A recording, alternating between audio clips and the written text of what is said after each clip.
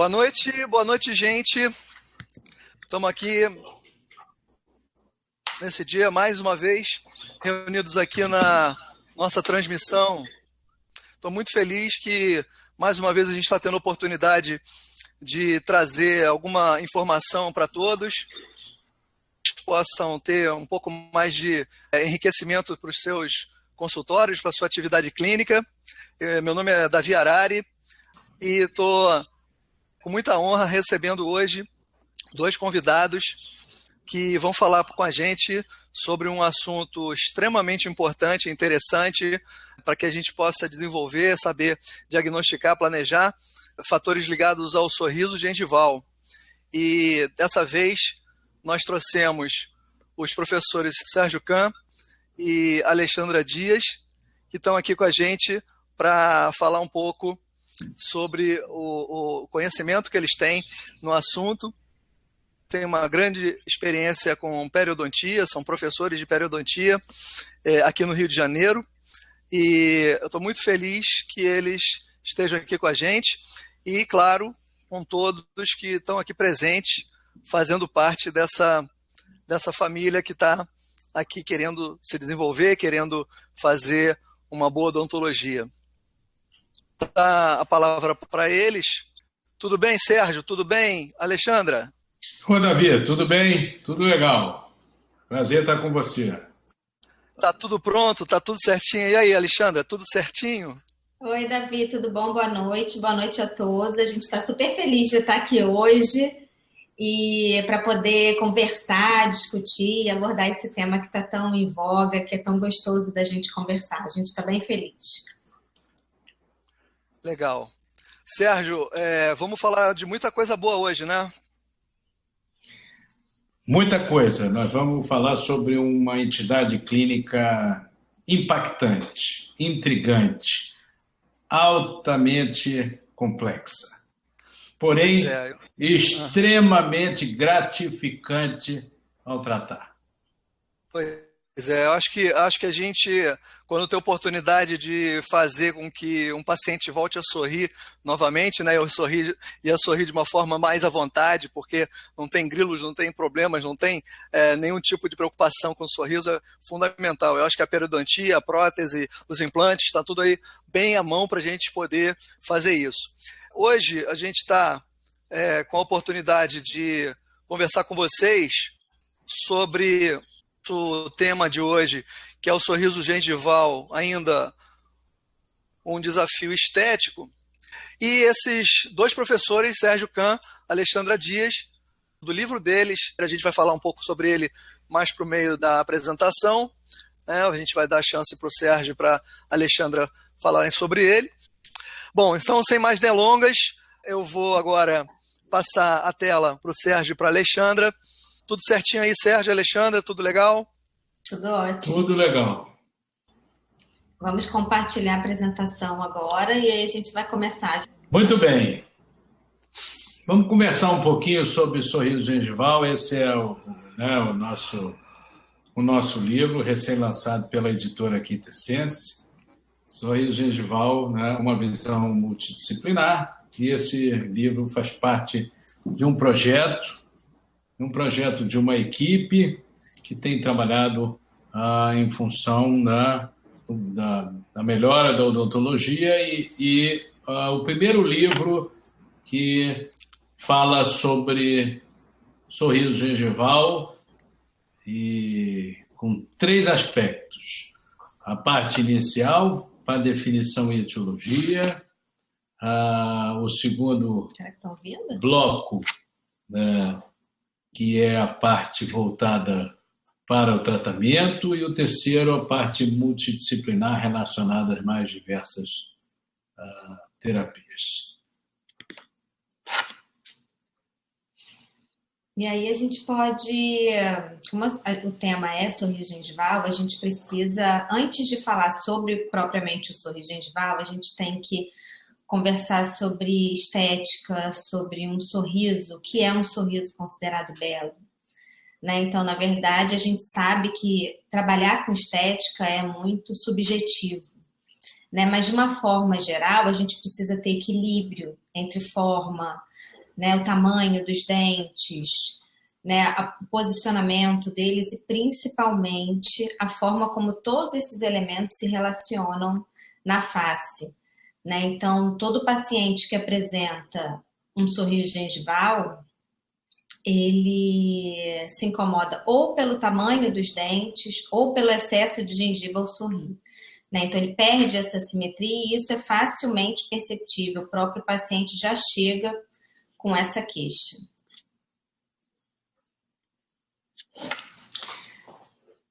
É claro que a gente está falando de alteração estética e conforme a Alexandra comentou, estética, definição de estética é a ciência da beleza na natureza e na arte. E é um pouco subjetivo. Entretanto, a odontologia apresenta alguns parâmetros estéticos, parâmetros esses dentais, faciais e periodontais.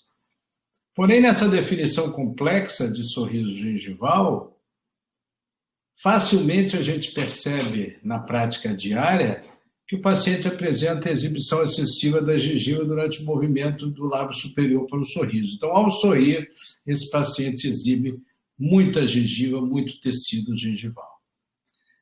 O grande lance disso daí, e onde é que a gente pode trabalhar, é tentar diferenciar ou definir a etiologia, porque de acordo com a etiologia nós temos várias formas de tratamento e vários profissionais envolvidos nesses tratamentos. Então, o sorriso gengival é uma entidade extremamente antiestética, né? Então, o paciente, quando ele sorri, ele apresenta muita faixa de gengiva queratinizada, né? Normalmente mais do que 3 milímetros de exposição. O paciente que tem erupção passiva alterada, né, que a gente vai falar mais para frente, como etiologia, são pacientes que possuem coroas clínicas muito curtas, né? Então, esses dois casos que a gente está mostrando são casos bem clássicos de sorriso gengival. Então, aqui nós temos 2 exemplos, né, de sorriso gengival. Nós vamos apresentar 2 formas de tratamento. Uma forma que a gente pode chamar de tradicional e a outra forma voltada para a odontologia atual, a odontologia, vamos chamar de digital, né? Então, vamos conversar um pouquinho sobre essas 2 formas de tratamento. Observem essas imagens, né? Então, conforme a Alexandra colocou, o paciente, no caso, a paciente ao sorrir, exibe larga faixa, né? Larga faixa de gengiva inserida, dentes pequenos, sorriso infantil, por que não? Né? E o que a gente precisa entender, primeiro, é a etiologia. A partir da etiologia, né, definir os profissionais e as formas de tratamento. Então, numa sequência tradicional, o que nós faríamos? Medição, né? Então, a gente vai fazer uma cirurgia de sorriso gengival. A gente solicita alguns exames pré-operatórios, né? Mas que a gente vai falar mais adiante. Então, aqui a gente vai passar mais rapidinho, né? Pela sequência clínica, cirúrgica, mas depois isso vai ser abordado bem mais separado e com mais calma, um pouquinho mais para frente, tá? Nessa fotografia, a gente está fazendo uma sondagem, né? Sondagem para localizar a JCE. E aqui uma sondagem, não, aqui uma outra imagem da mesma sondagem para localização de JCE. A partir dessa sondagem, junto com a tomografia, porque a gente pede tomografia computadorizada de feixe cônico, né, que é a tomografia de tecidos moles, a gente consegue determinar, a partir da tomografia, principalmente, a quantidade de gengiva queratinizada que vai ser removida na reanatomização dessas coroas, porque fica claro que essas coroas não têm um formato anatômico ideal, né, clínico ideal. Então, a gente precisa reanatomizar, dar um novo formato, uma nova curvatura para essa margem gengival.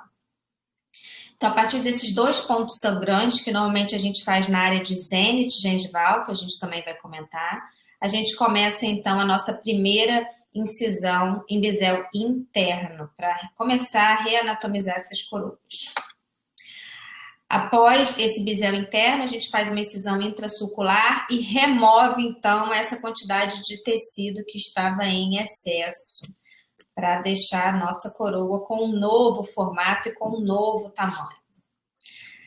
Né? Nessa fotografia, a gente utiliza uma micro tesoura de Castroviejo, né? Bastante afiada, e a gente termina essa reanatomização, porque essa tesoura permite dar mais detalhes ao contorno da margem gengival. Na foto da esquerda, a gente consegue ver como a gente faz essa medição do zênite, a marcação do zênite no tecido, que é o que vai orientar o ponto mais alto, né, dessa curvatura gengival. Né? E na foto menor, a gente consegue ver já o elemento 21 já reanatomizado e o elemento 11 ainda por ser feito. Né? Então, todos os elementos em questão já com sua nova anatomia, com a sua nova margem gengival. E aí a gente começa, então, a abrir esse retalho exatamente para restabelecer o espaço biológico. Tá? A gente também vai falar sobre espaço biológico bastante, a gente vai falar sobre as técnicas cirúrgicas que a gente utiliza. Né? Então, nesse caso, a paciente com um periodonto bem espesso e a gente vai, então, abrir um retalho para poder restabelecer esse espaço biológico. Né? Então, nessas fotografias, a gente vê claramente, né, a crista óssea localizada bem próximo ou sobre até a junção cemento-esmalte.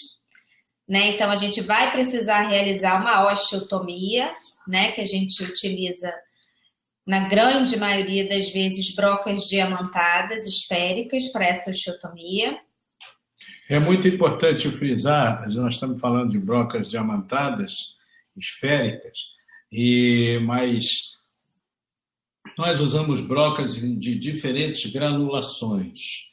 Tá? Então, essa utilização de brocas de diferentes granulações vai nos permitir a utilização em determinados tipos de periodonto e a quantidade de tecido que vamos ter que remover.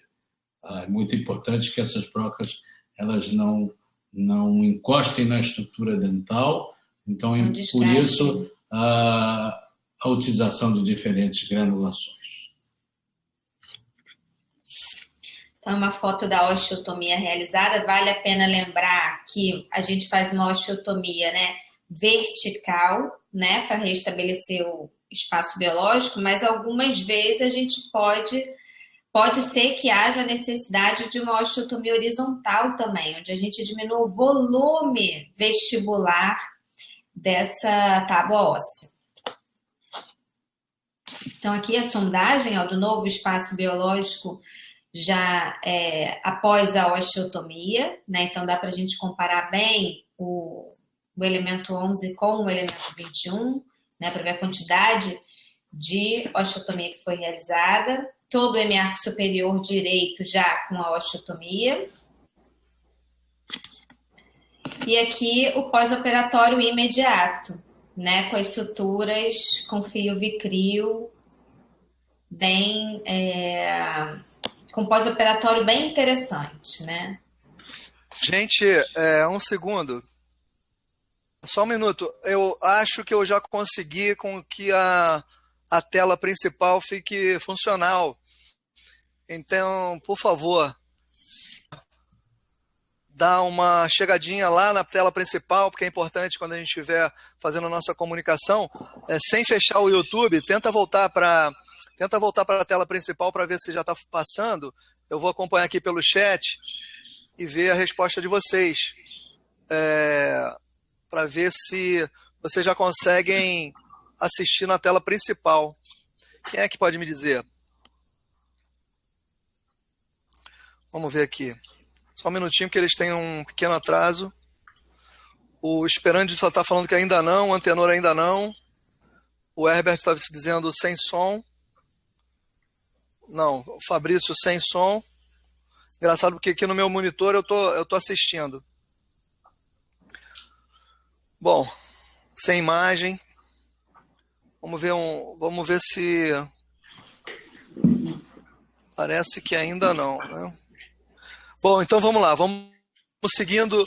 Então, gente, vamos seguindo no YouTube. Não fechem essa janela, porque no momento apropriado eu vou passar para vocês o link principal para que a gente possa apresentar para vocês. Tá bom? Vamos voltar para o YouTube. Vamos lá, gente. Então, desculpa a interrupção. Vamos lá, Sérgio e Alexandre, por favor.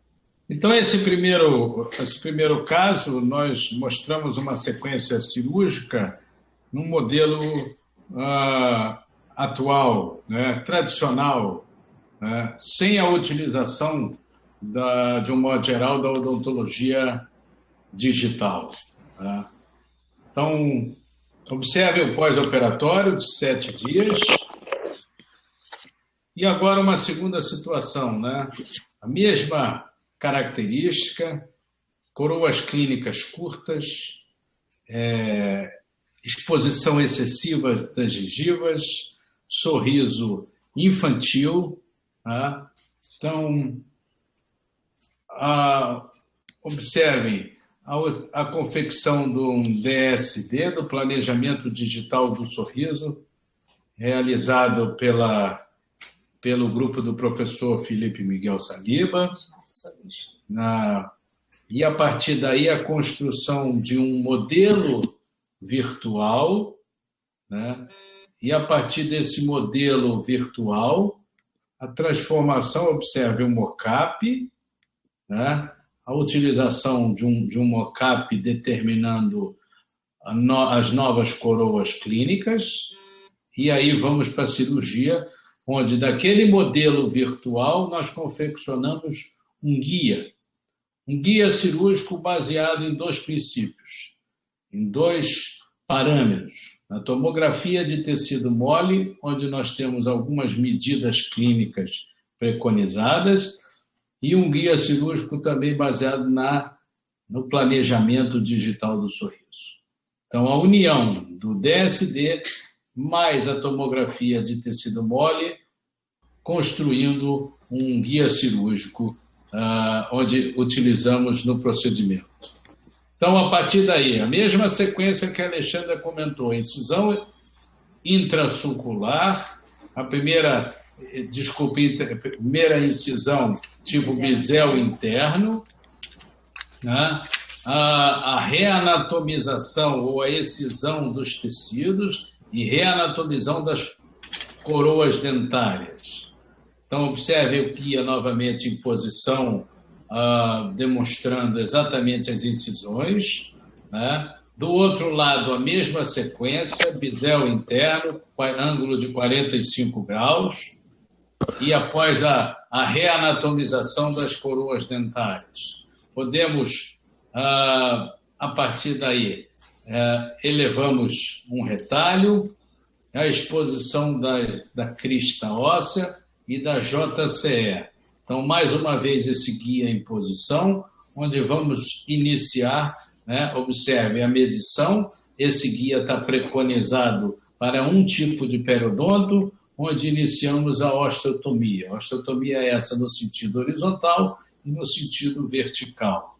Então, a osteotomia feita de um lado e a osteotomia do outro lado. O guia, mais uma vez, em posição, confirmando o que nós falamos anteriormente. E, a partir daí, iniciamos a sutura. Essas suturas são feitas 3 tipos de sutura. Uma sutura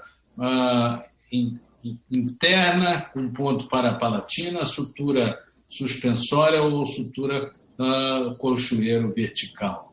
No nosso livro, no capítulo 14, nós temos um capítulo de sutura, onde nós exemplificamos os tipos de sutura que utilizamos. Então, esse é o pós-operatório, né? Uma outra condição bastante interessante e bastante favorável. Eu acho que a gente pode passar o vídeo agora. O que você acha? Eu acho ótimo. Deixa Deixa eu ver aqui.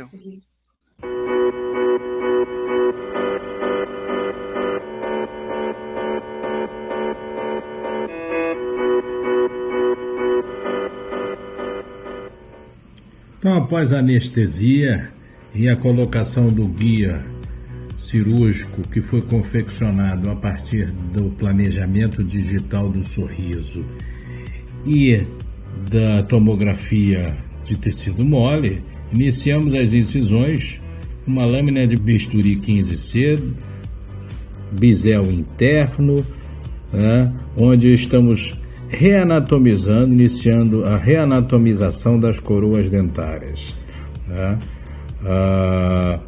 Então, após essa incisão inicial, a incisão intrasulcular, e o tecido será excisado, será removido, onde iniciaremos, essa reanatomização e as novas coroas clínicas dentárias. Então, agora, com o auxílio de uma cureta Mini Grace ou Grace 1278, tesouras Castrovejo, é muito importante trabalharmos com instrumentos de qualidade, instrumentos, aqui no caso uma tesoura Castrovejo representado pela Welfer, instrumentos com bastante qualidade para podermos realizar com precisão as etapas cirúrgicas. Nesse momento, realizamos as incisões no lado contralateral e iniciaremos o rebatimento do retalho aqui com uma microlâmina de formato 6961, que apresenta cortes arredondados e nos auxilia no rebatimento do retalho. Então aqui um micro-retrator ou um afastador de numeração PSH8, aqui um descolador combinado, iniciando esse rebatimento do retalho, para que possamos expor a crista óssea e JCE. Então, agora nessa etapa é muito importante a remoção do tecido que cobre a JCE e a crista óssea, para que a partir daí possamos medir a distância entre crista óssea e JCE, de acordo com as abordagens e estratégias cirúrgicas, dependendo do biotipo periodontal. Então, a partir daí, iniciamos a osteotomia no sentido vertical, osteotomia horizontal, dependendo do tipo de periodonto e do volume de tecido ósseo apresentado. Então, observe a modificação no formato das brocas. Então, são brocas com granulações diferentes para não causarmos nenhum dano ao tecido dental, e a finalização com curetas, o acabamento com curetas e cinzéis. Então, observe os cinzéis, existem alguns cinzéis que são preconizados, cinzéis de Fedi, cinzéis de Oximbim, com vários dos seus tamanhos e diâmetros. Aqui já o guia posicionado, conferindo a quantidade de tecido removido, e iniciamos a sutura. Sutura essa que pode ser utilizada de três formas: uma sutura simples, com o nó para a palatina, suturas colchoeiro vertical, suturas suspensórias, e geralmente utilizamos fio Vicryl 5.0 e 6.0. Então, aqui iniciando uma sutura, complementando a sutura, sempre procurando deixar o nó para a palatina. O guia novamente em posição, confirmando o planejamento inicial. E a equipe de trabalho que participou desse projeto, a DK Sorrisos, professor Felipe Miguel e a Smart Solution e Barra Laudo, onde foi feita a tomografia e a confecção desse guia cirúrgico. Muito bem. Então, mostramos 2 casos clínicos com dois modelos de tratamento, mas é muito importante entender que todo sorriso gengival constitui um sorriso alto, mas nem todo sorriso alto é caracterizado como sorriso gengival. Para ser caracterizado como sorriso gengival, precisamos de uma exposição de pelo menos 3 milímetros. A ortodontia trabalha com 2 milímetros e nós consideramos, muitas das vezes, 3 milímetros de exposição gengival. Se a gente for falar de uma análise intraoral, né, dos tecidos gengivais, o zênite gengival é um ponto muito importante da gente observar. A localização exata do zênite gengival no pós-operatório é extremamente importante. O que é o zênite gengival? É o ponto mais alto, né, da curvatura da margem gengival. Né, esse zênite ele está localizado distalmente em relação à linha mediana da face vestibular dos incisivos centrais e dos caninos. E ele é localizado sobre essa linha mediana nos incisivos laterais. E é assim que a gente tem trabalhado de uma maneira geral com o zênite. A localização dele é extremamente importante. Algumas vezes a gente precisa fazer algum tipo de retoque apenas pela localização do zênite estar mesializado, por exemplo. E aí a gente precisa fazer um retoque. Outro ponto importante, estético, é a existência do triângulo gengival, né, que é a diferença entre as alturas dos incisivos centrais e caninos com relação ao incisivo lateral. Né? Então, se a gente ligar, né, esses zênites, a gente consegue formar um triângulo invertido. Né? Então, dentro da estética, da análise estética, a presença desse triângulo gengival é muito importante. Existem na literatura alguns autores que já trabalham sem a existência desse triângulo gengival. Alguns profissionais trabalham com centrais, laterais e caninos na mesma altura, com a margem gengival na mesma altura. Não deixa de ser estético, mas pessoalmente eu e o Sérgio, a gente ainda gosta muito de trabalhar com a presença do triângulo gengival nas nossas cirurgias estéticas. Essa é uma pergunta que a gente pode fazer, né? Qual é o tamanho de um incisivo central? Qual o tamanho do incisivo lateral, o tamanho de um canino? Por que eu preciso saber isso? Porque nós temos que ter a ligação, né, entre a estética branca e a estética rosa. Eu preciso saber quanto mede um dente para saber o quanto de tecido que eu vou remover. Então, esses dados são fundamentais também. Então, o incisivo central mede entre 11 e 13 milímetros de altura, o lateral 10, 9,5, 10, o canino de 11, 13, e para cada dente desse nós temos também uma proporção áurea, ou seja, correspondendo à largura. Existem alguns instrumentos, né, que podem nos auxiliar com relação a essa questão de altura e largura. A régua de Schuh, um kit do professor Mondelli, e o planejamento digital do sorriso, o DSD, apresenta a régua digital. Mas é fundamental que a gente entenda que existem vários fatores etiológicos do sorriso gengival. Então, dentre esses, nós podemos citar o crescimento vertical da maxila em excesso, a erupção passiva alterada, a extrusão dentoalveolar anterior, lábio superior curto, hiperatividade do lábio superior, e em algumas situações esse paciente pode apresentar uma combinação de vários fatores. Então, de acordo com o fator etiológico presente, nós temos um ou mais profissionais que podem interferir nesse processo. Então, aqui a gente tem mais uma pergunta. O que pode ser resolvido com cirurgia periodontal? Será que nós periodontistas, nós clínicos, podemos intervir em todas essas situações? A resposta com certeza é não. Nós trabalhamos de rotina nos casos de erupção passiva alterada, com cirurgias periodontais com e sem retalhos. Agora, dependendo da situação, cirurgião bucomaxilofacial, ortodontista, cirurgiões plásticos, dermatologistas vão atuar de acordo com a etiologia.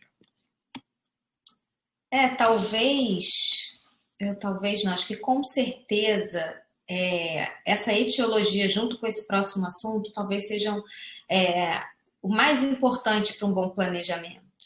né? Então é importantíssimo mesmo a gente conseguir entender qual é a etiologia do sorriso gengival daquele paciente que está lá sentado na nossa cadeira, né? Para a gente não correr o risco de errar, né? O paciente que tem erupção passiva alterada, ele tem a JCE localizada apicalmente, né, em relação à margem gengival, né? E junto com isso, a gente não pode deixar de falar do biotipo periodontal, do morfotipo do periodontal do paciente, né? A gente já entende e a gente acredita muito nisso, que a avaliação do biotipo periodontal, ele não deve ser feito só pelo periodontista. Todos os profissionais da odontologia, né, os protesistas, os que trabalham com dentística restauradora, os ortodontistas, os implantodontistas, eles devem ser capazes de classificar o periodonto, porque a partir dessa classificação e do tipo de periodonto de cada paciente, existe uma maneira diferente de se trabalhar esse tecido, de manipular esse tecido periodontal. Então, resumindo, talvez a chave do sucesso hoje da odontologia, ou uma delas, é a identificação do tipo de periodonto do nosso paciente, de cada paciente. Eu digo de cada paciente porque o tratamento ele é individualizado. Que, de um modo geral, nós temos 3 tipos de periodonto. 2 tipos de periodonto não contemplam a maioria absoluta da população.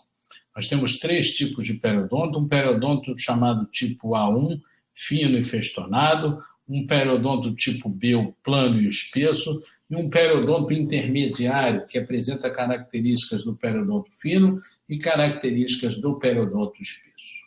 Então, a identificação desse tipo de periodonto, né, vai nos propiciar abordagens e estratégias cirúrgicas diferentes. Se eu consigo definir o tipo de periodonto do meu paciente, eu vou definir, a partir daí, se vou abrir retalho ou não, que tipo de retalho e qual é a distância biológica preconizada para cada tipo de periodonto.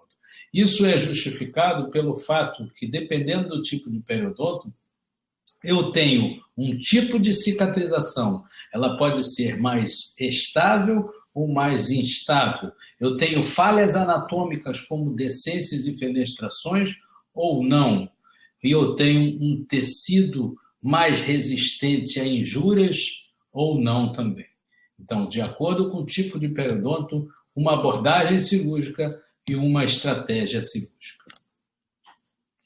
A gente tem trabalhado muito, né, com tomografia computadorizada por feixe cônico, né? A partir dessa tomografia, a gente consegue determinar algumas medidas que são muito importantes no planejamento, né, para a melhor execução da cirurgia. Eu acredito que a tomografia traga uma maior certeza no que a gente vai mexer, né? A gente consegue errar menos, né, hoje em dia com a tomografia computadorizada. Né? Então, a gente consegue, através da tomografia computadorizada, por exemplo, saber qual é a distância da margem gengival até a crista óssea. Né? Ou então, a distância da JCE à crista óssea, né? A distância biológica daquele paciente, no caso. A distância da margem gengival até a JCE, ou seja, a distância da quantidade de gengiva queratinizada que eu tenho em excesso, né? A espessura óssea, né? Então a gente consegue determinar se o osso na face vestibular é muito espesso, a gente vai precisar fazer muito desgaste horizontal, por exemplo. E a espessura gengival do paciente. Existem somente 2 clínicas hoje no Rio de Janeiro que a gente conseguiu calibrar para trabalhar dessa maneira, para nos dar esses resultados dessa maneira, porque a gente recebe, além das imagens, a gente recebe essa tabela, né, que contém cada medida em cada elemento solicitado, né? Então, facilita muito o planejamento, né, pré-operatório do paciente. Então, conforme nós estamos vendo aqui, que a Alexandra acabou de comentar, nós conseguimos calibrar duas clínicas, uma na Zona Sul e outra na Barra da Tijuca, a ODT e a Smart Solution, Barra Laudo, onde a partir daí nós recebemos 6 medidas, 6 parâmetros importantes no planejamento do nosso procedimento cirúrgico, né? E é claro que, a partir daí, com essas medidas em mão, a definição do tipo de periodonto, nós vamos trabalhar com um espaço biológico, restabelecer esse espaço biológico nos casos de aumento de coroa clínica em áreas estéticas. Espaço biológico se estuda há bastante tempo, desde os trabalhos de Gargiulo, de 1961, feito em histologia, feito em cadáveres, em peças de necrópsia, e o que a gente percebe com a grande maioria desses trabalhos é que as medidas do espaço biológico constituem médias, né? E nós não gostamos mais de trabalhar com média. Nós queremos trabalhar de forma individual. Então, dessa forma, se eu consigo definir o meu tipo de periodonto, eu vou, a partir daí, preconizar um tipo de distância biológica e restabelecimento do espaço biológico para o meu paciente. O que a gente entende hoje é que o espaço biológico ele é individual, né? O espaço biológico não pode, né, não é de 3 milímetros para todos os pacientes. E a gente entendeu hoje, depois de muito estudar e com os trabalhos publicados na literatura, que esse espaço biológico está diretamente ligado ao tipo de periodonto do paciente. Então, pacientes com periodonto fino, do tipo A1, por exemplo, são pacientes que têm um espaço biológico menor. E os pacientes com periodonto espesso são pacientes que possivelmente têm um espaço biológico maior, né? E se a gente pensar também em procedimentos que vão utilizar moldagens e cimentações, o tipo de cicatrização da margem gengival vai definir com certeza a medida biológica e o tempo de espera de ambos os procedimentos. Porque a cicatrização no periodonto fino ela é instável, enquanto que no periodonto espesso ela é estável. Dessa forma, se eu consigo proteger o meu retalho, as falhas anatômicas existentes, por uma não abertura de retalho ou por abrir retalho de espessura parcial e o periósteo ficar aderido ao osso, eu consigo trabalhar de forma mais previsível. O periodonto fino, por exemplo, ele tem muito mais tendência a apresentar recessões gengivais, né? Enquanto o periodonto espesso, ele forma mais bolsa periodontal. Então, se a gente trabalhar numa moldagem no periodonto fino, por exemplo, e a gente utilizar 2 tipos de fio retrator, é um procedimento que a gente precisa ter cuidado em periodonto fino, né? Assim como a gente está aqui agora falando de sondagem óssea pré-operatória, ela é completamente imprecisa, principalmente em periodonto fino, né? Então, periodonto fino, a gente precisa ter mais cuidado, a gente tem que ter, né, mais parcimônia, a gente tem que ter um pouco mais de carinho para lidar com o periodonto fino, né? Quanto menos a gente intervir nesse tecido, melhor. Então, resumindo, né, aqui a gente apresenta alguns pilares da nossa técnica cirúrgica. A definição do biotipo periodontal, o posicionamento, se conseguimos identificar a posição da JCE, então isso tudo é apresentado com a tomografia de tecido mole, o comprimento da coroa anatômica, da coroa clínica, da coroa dentária, também a tomografia de tecido mole pode nos auxiliar, e dependendo do biótipo ou biotipo periodontal, a caracterização do nosso espaço biológico. Sim, então, falando em espaço biológico e entrando no biotipo periodontal, quando a gente junta, né, esses 2 fatores, a gente encontra um biotipo periodontal fino, por exemplo, tipo A1 fino e festonado, a gente trabalha com um espaço biológico de 2 milímetros, né? No tipo de periodonto B, que é o plano espesso, né, a gente pode trabalhar com 4 milímetros, né, de espaço biológico. Enquanto no tipo médio, que é o tipo A2, que ele é espesso, porém festonado, a gente trabalha com 3 milímetros de espaço biológico. Então, olha como a categorização do biotipo do paciente é de extrema importância. E dentro da estratégia cirúrgica, a gente vai fazer 3 abordagens diferentes, também dependendo do tipo de periodonto do paciente. Então, se eu sei que o meu biotipo, meu periodonto, ele é fino e festonado, eu não vou abrir retalho. Se eu sei que ele é um periodonto médio, que tem características do periodonto fino e do espesso, o meu retalho é de espessura parcial. E se eu sei que o meu periodonto é espesso e plano, que ele tem uma cicatrização estável, eu posso partir para um retalho total. Então, juntando esse quebra-cabeça, de acordo com o tipo de periodonto, a gente tem uma estratégia e uma abordagem cirúrgica. Olha lá, esse desenho facilita, né, a visualização da maneira como a gente trabalha hoje, né, com 2 milímetros a gente trabalha no periodonto fino, 3 milímetros no periodonto médio, 4 milímetros no periodonto espesso em caso de aumento de coroa clínica em área estética. Então aqui a gente tem a nossa mesa cirúrgica, né? Com os instrumentos de excelente qualidade representados pela Welfer. Né? Então, vamos dar uma passada nas técnicas cirúrgicas, né, Alexandra? Que a gente vai colocar de acordo com o tipo de periodonto. Sim, então agora a gente vai mostrar para vocês a técnica utilizada em cada tipo de periodonto. Então a gente começa pelo periodonto A1, que é fino e festonado.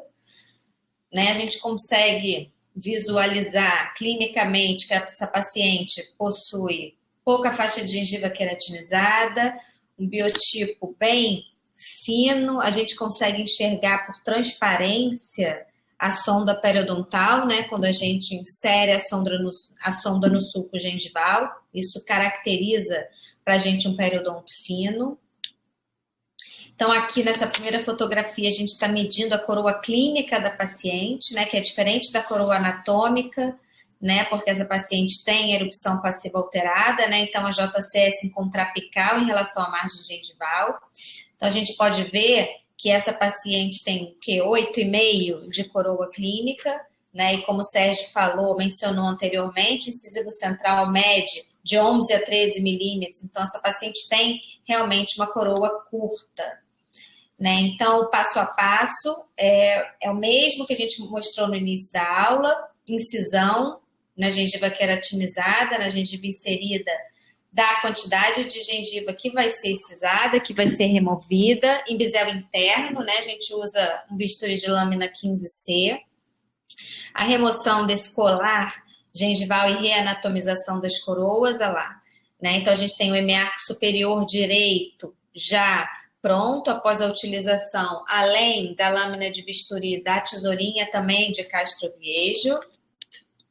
Uma visão mais aproximada para a gente comparar, né, o 21 com o 11.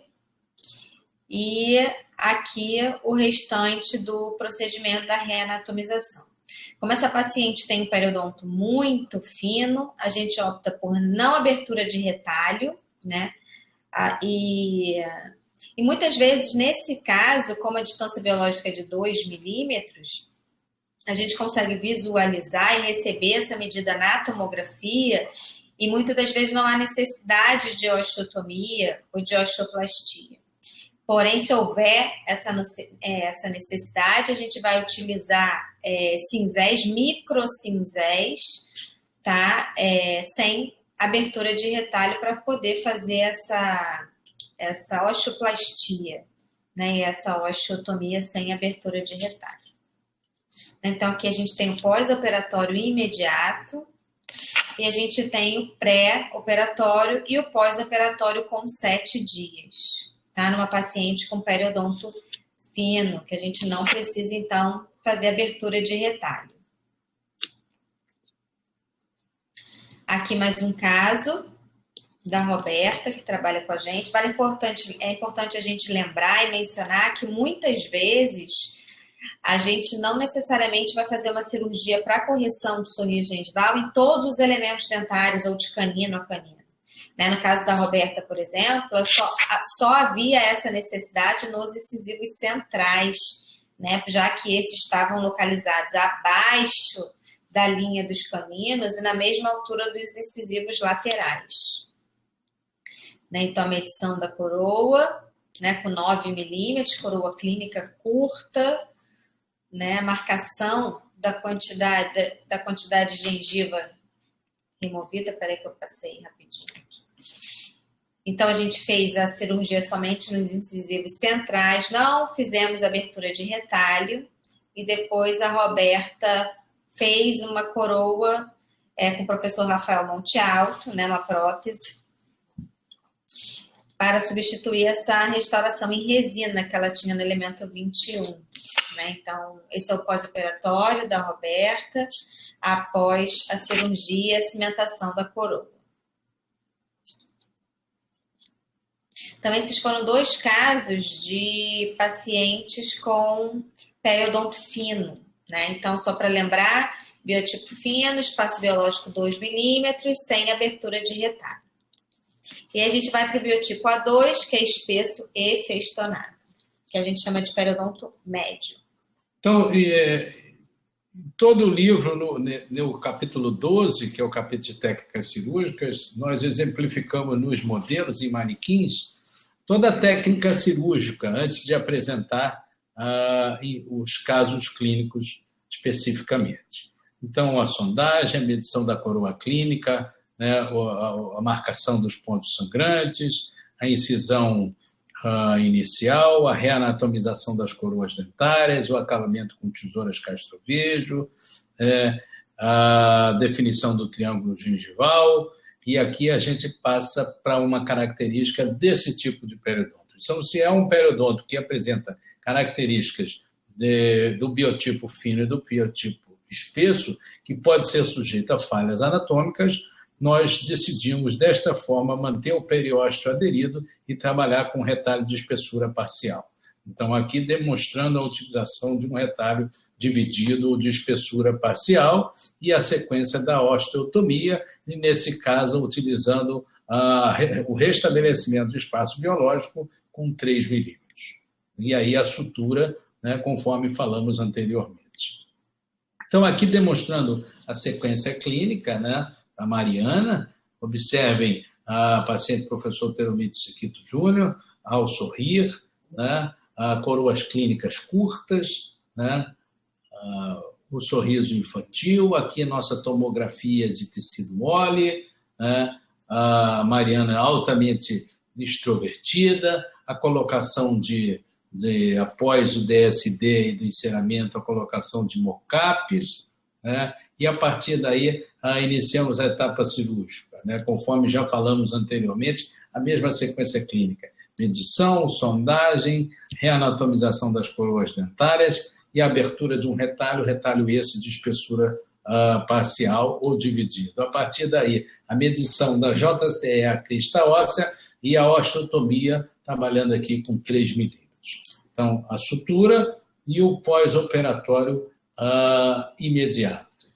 Vale lembrar só, acho que a gente não falou, Sérgio, que a gente não trabalha, não sei se você falou, a gente não trabalha mexendo em papila, né? Todas essas incisões, elas são feitas terminando em linha 0, ali próximo à papila, tá? A gente quer manter as papilas, a gente não quer correr o risco de formação de buracos negros após a abertura do retalho. Então, é de fundamental importância também radiografias periapicais da região anterior, para que a gente possa identificar, prévia à cirurgia, a presença ou não de perda óssea, perda de crista óssea, né? Conforme a Alexandra relatou.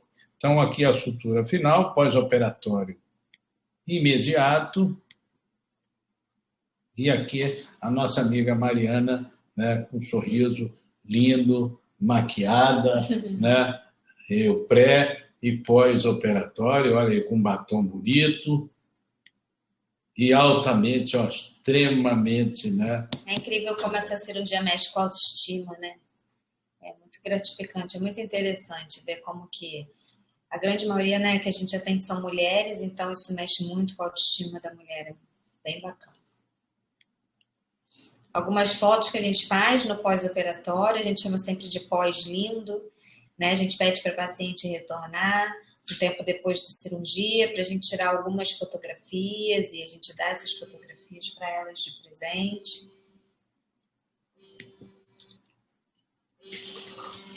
Então, aqui mais uma sequência, né? Mais uma paciente com periodonto médio intermediário, né? Então, aqui, pré-operatório. Mesma sequência clínica, medição de coroa clínica, né? A incisão com a lâmina de bisturi 15C, a remoção desse tecido para reanatomização da coroa. Também a papila sempre íntegra, a gente não mexe em papila. Localização ali do triângulo gengival, né, com incisivo lateral abaixo da margem dos centrais e caninos. Partindo então para o elemento 22, a gente faz dente a dente essa cirurgia. Normalmente a gente faz um hemiarco, para, fotografa, olha numa TV grande para ver como é que está essa nova moldura, né? Essa nova margem gengival. Depois a gente passa para o outro hemiarco e a gente faz assim sucessivamente dente a dente. Então, aqui já com a microlâmina 6961, iniciando a abertura de um retalho de espessura parcial. Observem essas fotografias, olhem aqui como é que a gente pode demonstrar, né, que é um retalho dividido, onde o periósteo fica aderido ao osso, né, e a partir daí a sequência das medições. Medição da JCE crista óssea, osteotomia de um lado e do outro lado, iniciando a sutura pela palatina, voltando com o nó também para a palatina. Né? Então, aqui a sequência e o pós-operatório imediato. Né? Então, aqui pós-operatório já com 7 dias. Então, conforme nós falamos anteriormente, é uma cirurgia altamente impactante, gratificante e que tem um pós-operatório, por que não, né? Bastante estético e um pós-operatório agradável. Então, pré e pós-operatório. E aí vamos partir para o último tipo de periodonto. Essa paciente, quando chega no consultório, a gente vai avaliar, a gente não tem dúvida, né, de que o periodonto dela é espesso, né, tanto espesso o tecido quanto a estrutura óssea plana, né, a gente consegue classificar facilmente esse periodonto. Né? Então, essa paciente chegou no consultório, na clínica aqui, né, então fotos de perfil, a gente consegue ver a espessura desse tecido, né, coroas clínicas curtas, sem um formato adequado, esteticamente bem comprometido. Então, a gente consegue ver nessa imagem da tomografia a espessura óssea, né, que ela tinha vestibular. Então, a gente sabia que era uma paciente que a gente teria que restabelecer o espaço biológico. Além de vertical, também horizontal, a gente consegue ver também nessa imagem como a crista óssea está muito perto da JCE, né? Então, a gente sabia que tinha uma grande osteotomia aí pela frente. E aí, novamente, o mesmo passo a passo, né? Paciente, então, com periodonto espesso. A gente vai fazer agora a abertura total de retalho, um retalho total com exposição de toda a tábua óssea vestibular.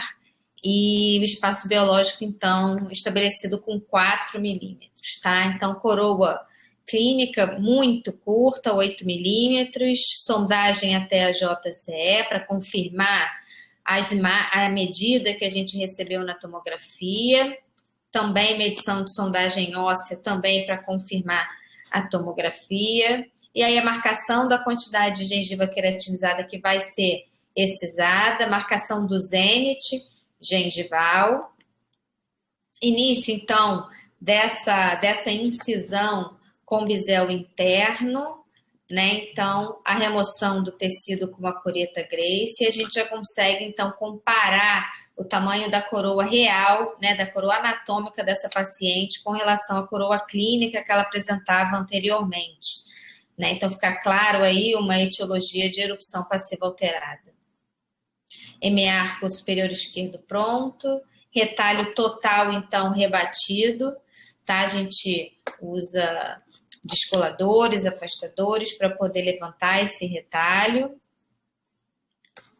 E a osteotomia com uma broca esférica diamantada para a gente poder fazer só a remoção da crista óssea e não comprometer o tecido dentário.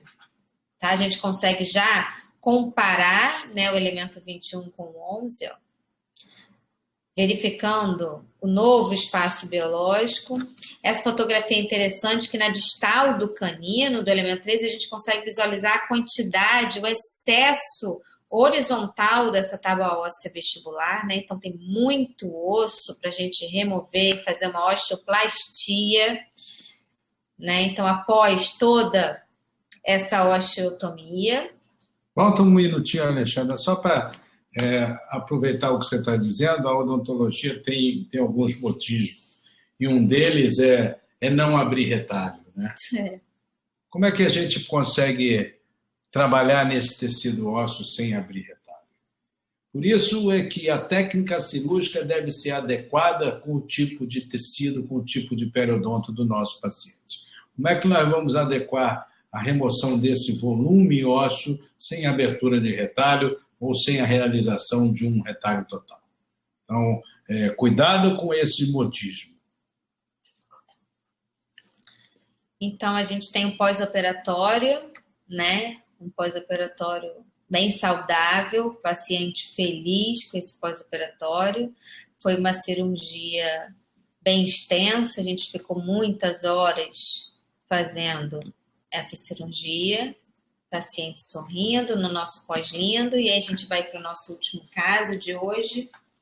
Então, falamos de um caso, falamos de um procedimento cirúrgico impactante e, por que não, gratificante. Então, coroas clínicas curtas, exposição excessiva de gengiva, né? Observem essa imagem, né? Numa sequência clínica, aqui já sem aparelho ortodôntico, o tipo de periodonto plano, um periodonto espesso e plano, né? Então, olhem o tamanho dos centrais, laterais e canino, central, lateral, canino e pré. Então, aqui fazendo as medições, incisão, bisel interno, intrasocular, reanatomização da coroa dentária. Então, de um lado, do outro lado, abertura de um retalho total. Então, a partir daí, abertura desse retalho total, exposição de JCE e crista óssea e osteotomia. Osteotomia aqui horizontal, osteotomia vertical. E, a partir daí, realizamos acabamento e o processo da sutura. Então, aqui, olhem o volume ósseo conforme falamos anteriormente, né? Então, isso só é possível trabalhar nessa região a partir do momento que nós tenhamos a elevação de um retalho total. Então, aqui a osteotomia horizontal e o procedimento de sutura conforme descrevemos anteriormente. Pré- e pós-operatório, né? E a sequência clínica, trabalho no elemento 11, né? E o caso finalizado pelo professor Fábio Persegani, juntamente com o laboratório Alighieri de Vitória, de Espírito Santo. É claro que essa sequência, tudo isso só é possível porque a gente tem trabalhado em equipe, né? E no caso aqui eu, Alexandra, que seguimos, né, com este grupo e os demais colegas que trabalham com a gente. Então, a Isabela, né, a Roberta... Isabela ganhou o livro, mas não foi marmelada, não. Ela não sabia de nada. Então, a Isabela, a Roberta, o Fabinho, a nossa equipe que trabalha aqui na DK Sorriso, e é aqui que a gente que a gente realizou praticamente os casos clínicos, né, do nosso livro, e é aqui que a gente realiza os nossos cursos clínicos, cursos de residência em cirurgia plástica periodontal.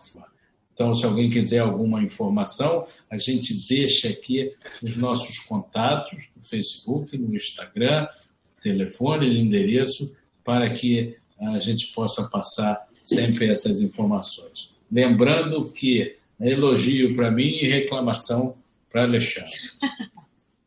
Tá? Então, Davi, você está por aí ou você foi embora? Não, eu estou aqui prestando maior atenção, rapaz.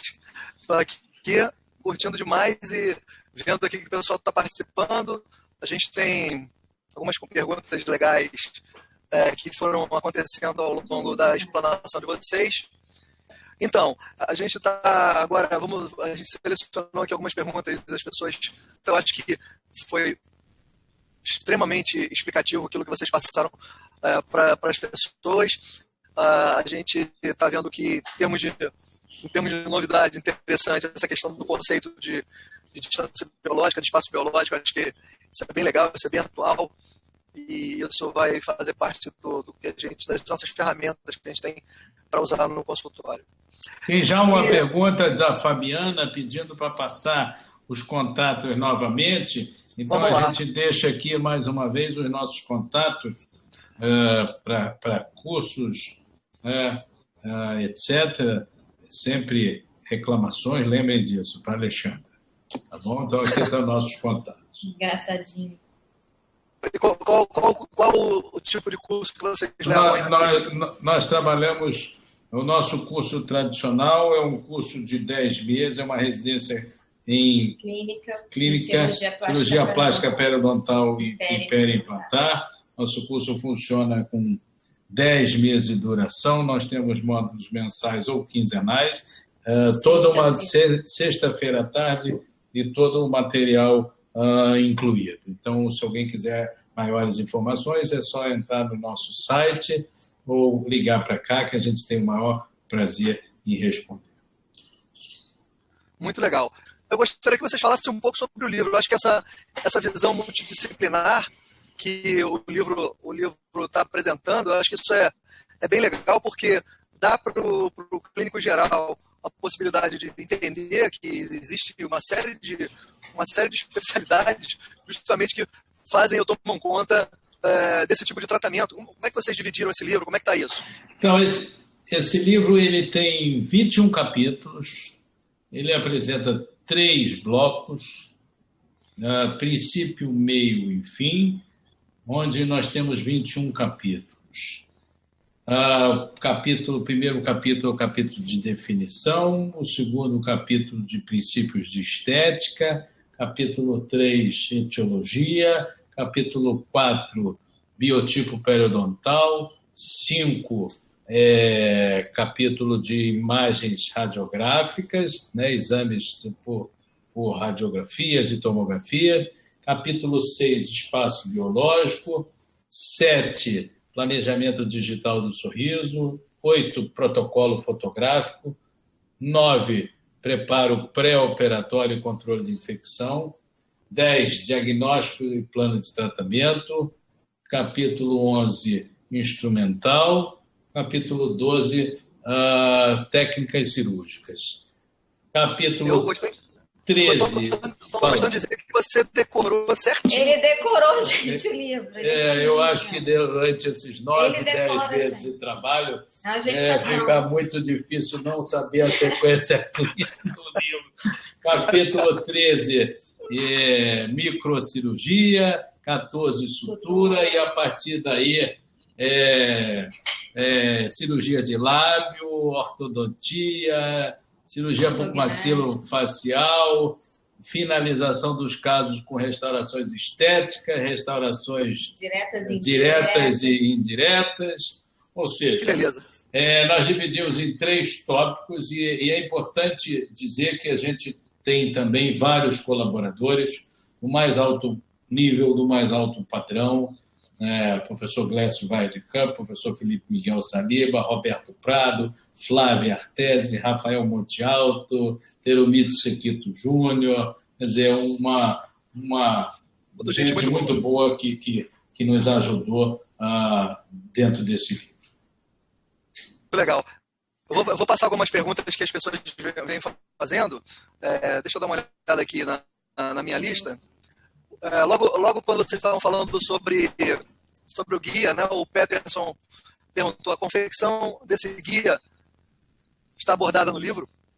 A confecção desse guia está abordada no livro. Nós temos essa sequência no capítulo 1 e nós temos um capítulo que é o capítulo 20, onde a gente fala de recursos tecnológicos, onde a gente fala um pouco de piezo, de laser, e do guia cirúrgico, a confecção desse guia, com outros 2 casos clínicos com a utilização desse guia cirúrgico. E esse guia foi possível ser realizado, confeccionado, onde nós juntamos a nossa parte cirúrgica junto com a equipe do professor Felipe Miguel, a Fernanda Camargo, o Felipe, o Diego, lá no Barra Laudo e na Smart Solutions.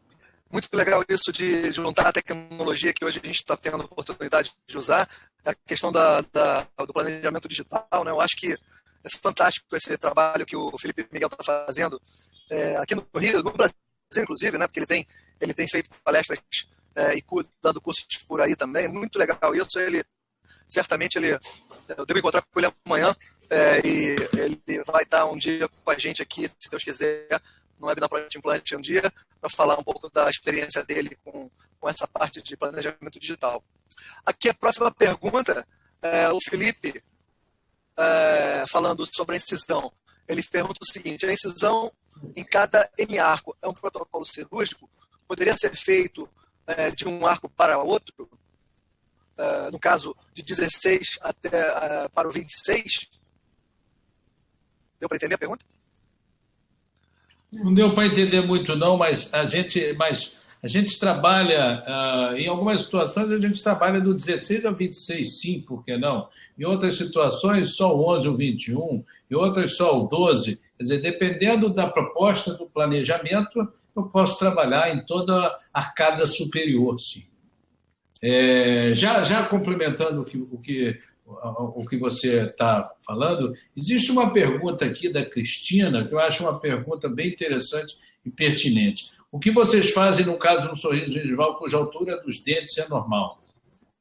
Então, se eu tenho pacientes que têm já altura de dentes normal, eu não posso trabalhar com a cirurgia na exposição dessas estruturas dentárias, a não ser que exija o planejamento de se aumentar as coroas clínicas de forma protética. Então, esse sorriso gengival possivelmente tem uma etiologia não de erupção passiva alterada, mas talvez de um crescimento vertical da maxila ou uma hipermobilidade de lábio. Então, é por isso a importância da definição do tipo da etiologia antes da realização do procedimento cirúrgico. Muito legal. O William está perguntando aqui o que a altura maxilar utilizada na ortodontia pode ajudar na periodontia. Ele está colocando a pergunta desse jeito. O que a altura maxilar utilizada na ortodontia pode ajudar na periodontia? Eu não sei se vocês estão vendo aí assinalado em vermelho uma interrogação, onde são... não ficou muito clara a pergunta, talvez. O Peterson pergunta: a de incisivos também contribui para o sorriso gengival? Não, a caracterização do sorriso gengival é a exposição excessiva da gengiva ao movimento do sorriso. Essa é a definição clássica. É claro que dependendo da inclinação dos dentes, algumas outras situações estéticas vão aparecer. E aí você entra nas etiologias. Com certeza. Né? Então, a avaliação ortodôntica, não só a avaliação clínica periodontal ou clínica, mas com certeza uma avaliação ortodôntica ou de um profissional da área da cirurgia bucomaxilofacial vai nos auxiliar nesse contexto. Legal. A Adriana perguntando como prevenir a recidiva da hiperplasia nos pacientes ortodônticos em que não é indicado ainda a osteotomia. Controle de placa, controle de infecção, controle do biofilme. Por isso o livro tem um capítulo, que é o capítulo 9, descrito pelo professor Walter Machado, onde ele coloca, inadmissível a realização de um procedimento dessa natureza em pacientes sem o controle da infecção. Vai sangrar mais, o tecido não vai ficar firme e resistente e a gente não vai ter condição de dar o acabamento naquele tecido, o formato que a gente espera.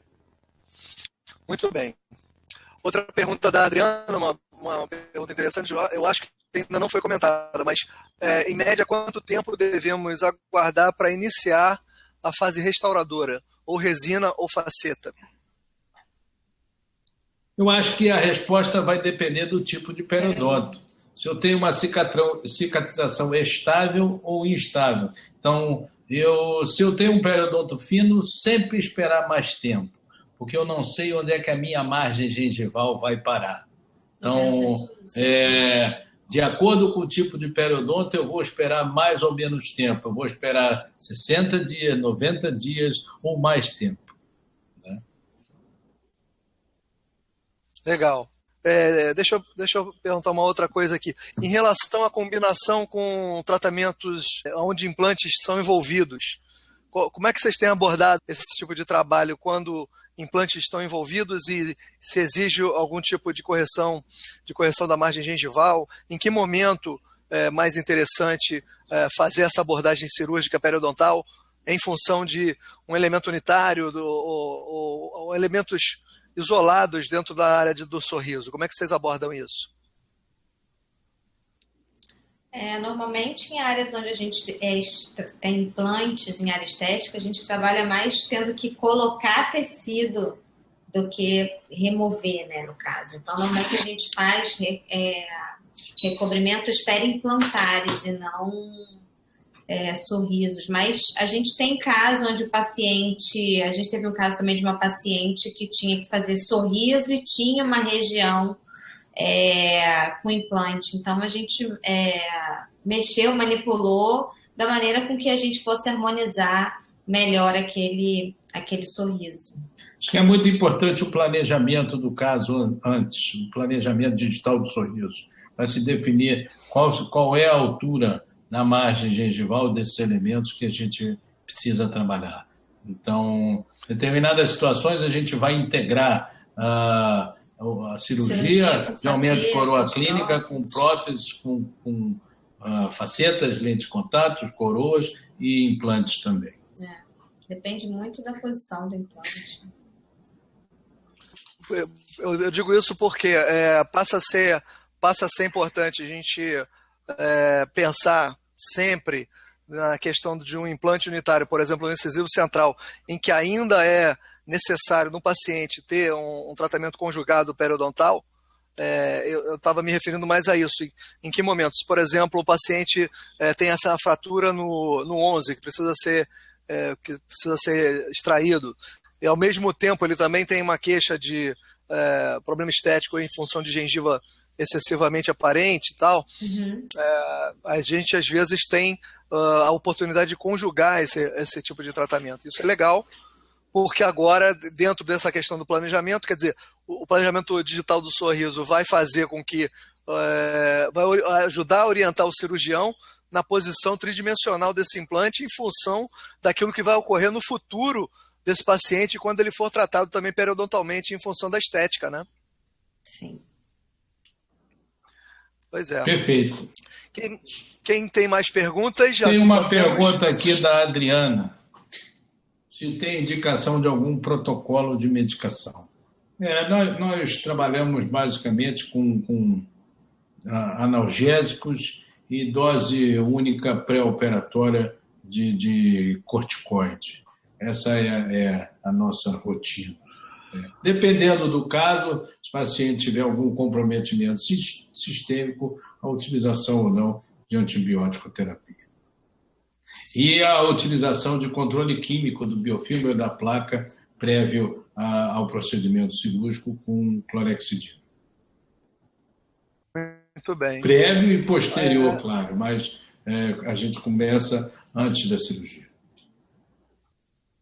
Que as pessoas comentassem dentro dos seus consultórios se eles prestam atenção nesse tipo de relato do paciente ou de parentes de paciente. Eles apresentam a necessidade de corrigir uma insatisfação com o seu sorriso, ou se os dentistas eles podem oferecer o tratamento, porque muitas vezes a falta de conhecimento dos pacientes, existe uma correção cirúrgica, uma cirurgia plástica periodontal que possa corrigir as suas insatisfações estéticas, se em geral as pessoas têm esse tipo de abordagem. Ou se os pacientes procuram o dentista e falam assim, poxa, eu estou com um sorriso que eu não gosto e eu queria melhorar isso, ou se os dentistas, nossos colegas que estão aqui presentes, eles têm oportunidade de oferecer esse tipo de trabalho, né?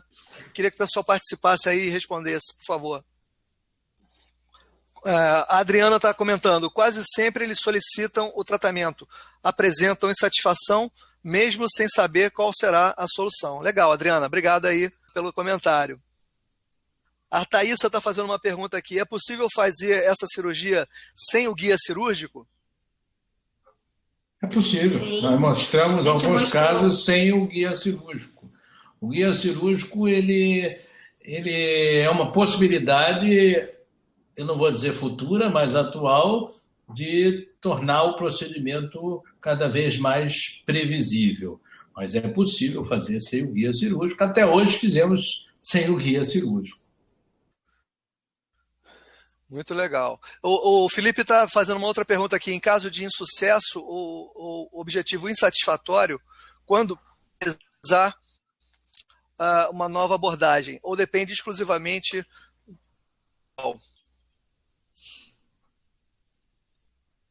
Olha, geralmente os insucessos, se a gente segue essa sequência que a gente comentou, você tem um insucesso ou o retorno àquela posição anterior se você não faz a osteotomia de forma correta. Um outro detalhe se você não aborda o posicionamento da JCR e da crista óssea. E a Alexandra também colocou que um outro insucesso poderia o término da cirurgia com buraco negro. Seria uma outra situação. Mas, além disso, eu acho que a definição da etiologia pode também minimizar esses insucessos, porque a gente, muitas das vezes, não pode prometer um resultado para um determinado tipo de paciente onde o tratamento não é periodontal, ele é ortodôntico e de uma cirurgia ortognática. Então, é muito importante dizer que nós temos limitações, né? Dependendo da situação, eu tenho uma limitação. Eu não posso expor superfície radicular. Então, até onde eu posso aumentar as coroas clínicas dos dentes? Então, tem situações que o lábio é que vai descer, não é o dente que vai subir e que vai aumentar a coroa. Então, isso vai depender muito da etiologia. Legal, o Felipe está fazendo um comentário aqui. Davi, respondendo a sua pergunta, muitos pacientes ainda fogem do procedimento cirúrgico, achando que só o protético, ou seja, o tratamento protético resolveria, mas tenho conseguido convencê-los. Felipe. Adriana fazendo outra pergunta. Quando removemos volume de gengiva, ainda se usa cimento cirúrgico? Não, a gente não utiliza mais cimento cirúrgico, porque todas as cirurgias são fechadas bordo a bordo, a gente não deixa nenhuma exposição de tecido conjuntivo, nenhuma estrutura óssea exposta, enfim, não tem por que a gente usar cimento cirúrgico, né? Porque o cimento cirúrgico ele serve como mais um fator para acumular placa, né? Então a gente quer um pós-operatório limpo, então a gente não utiliza mais o cimento cirúrgico. Dá uma questão de proteção também, né? De evitar futuros problemas.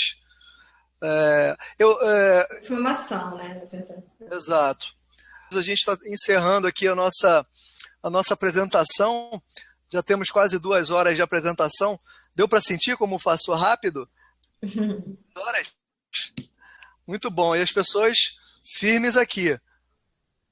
Então, eu queria dar o muito obrigado a vocês todos que participaram junto com a gente com mais esse encontro. Eu quero fazer com que isso seja uma rotina. Eu tenho esse desejo de poder fazer com que grandes colegas, grandes professores, pessoas importantes da odontologia da atualidade, como o Sérgio, como a Alexandra, essas pessoas possam estar junto com a gente em várias oportunidades. A gente hoje, eu costumo dizer que eu não admito mais que as palestras e os cursos eles fiquem restritos apenas à questão presencial. Eu acho que eu e muita gente sabe que a tecnologia está aí para que a gente possa aproveitar.